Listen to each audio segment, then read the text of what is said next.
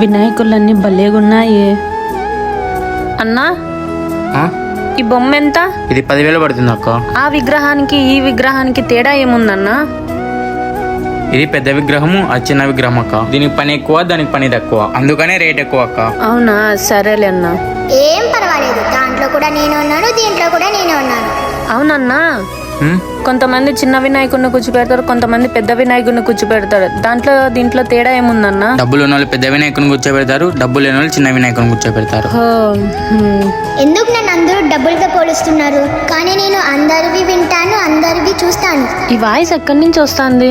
అన్నా, మీరేమన్నా మాట్లాడినారా ఇప్పుడు? లేదక్క. నాతో అంత డబ్బులు లేవన్నా. అయితే ఈ విగ్రహాన్ని కొనలేనా నేను? నీ దగ్గర ఎన్ని డబ్బులు చెప్పక్క, 50 గ్రాములు వస్తుంది నేను చెప్తాను. అరే, సంవత్సరానికి ఒకసారి వస్తాను. మీరు ఎంత పెద్దగా కూర్చోబెడుతున్నారో చూసే కాదు, నా సంతోషం కోసం కాదు, మీ కష్ట సుఖాలని తీర్చేకొస్తున్నా. చెప్పిండేది అర్థమైందనుకుంటా. అందరికీ వినాయక చవితి శుభాకాంక్షలు.